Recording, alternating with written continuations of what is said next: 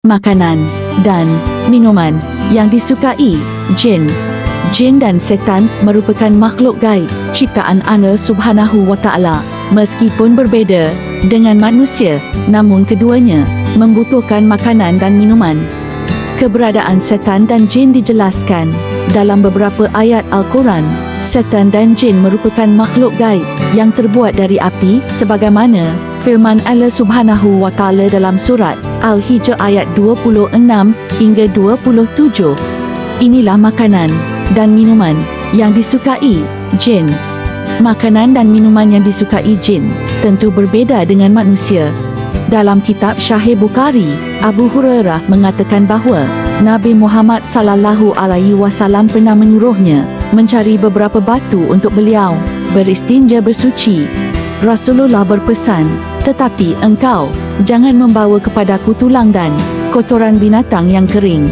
Abu Hurairah lantas menanyakan penyebabnya. Beliau menjawab, "Karena tulang dan kotoran binatang yang telah kering itu adalah makanan jin.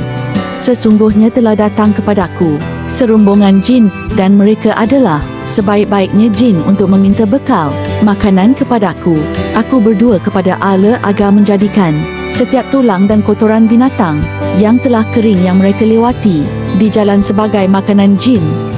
Dalam hadis lain, Rasulullah sallallahu alaihi wasallam juga bersabda hal serupa, "Janganlah kalian beristinja bersuci dengan kotoran binatang atau tulang, kerana keduanya adalah makanan saudaramu jin." Inilah minuman yang disukai jin. Setan dan jin juga membutuhkan minum.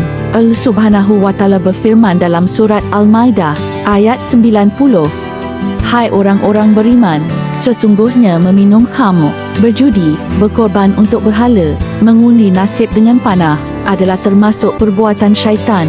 Maka jauhilah perbuatan-perbuatan itu agar kamu mendapat keberuntungan." Dari firman ada di atas, Ibnu Qayyim menyimpulkan bahawa minuman yang memabukkan adalah minuman setan. Setan itu minum dari minuman yang dibuat oleh para sekutunya atas perintah setan. Lantas, ia bersekutu dengannya dalam pekerjaan itu. Begitu pula dengan minum, dosa dan hukumannya. Cara makan setan dan jin. Rasulullah memberitahukan bahawa setan makan dengan tangan kiri. Oleh kerana itu, beliau menyuruh kita agar berbeza dengan setan dalam hal ini. Dalam syahihnya, Imam Muslim meriwayatkan dari Ibnu Umar bahawa Nabi Muhammad bersabda, "Jika salah seorang dari kalian makan, hendaklah ia makan dengan tangan kanan. Jika minum, hendaklah ia minum dengan tangan kanan, kerana setan itu makan dan minum dengan tangan kiri." Muslim. Dalam Musnad Ahmad dinyatakan, siapa yang makan dengan tangan kiri, maka setan itu akan ikut makan bersamanya. Siapa yang minum dengan tangan kiri, maka setan ikut minum bersamanya. Ahmad. Makanan yang tidak disertai dengan ucapan Bismillah.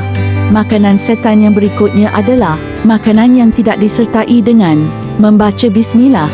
Hal ini seperti hadis Nabi yang berbunyi, Rasulullah sallallahu alaihi wasallam pernah duduk dan saat itu ada seseorang yang makan tanpa membaca Bismillah hingga makanannya tersisa satu suapan.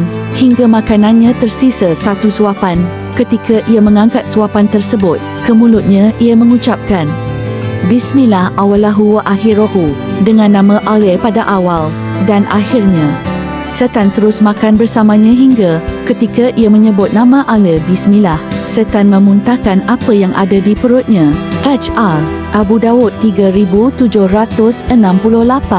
Ahmad 18963 dan Al-Hafiz Abu Tuhir mengatakan bahawa sanad hadis ini hasan.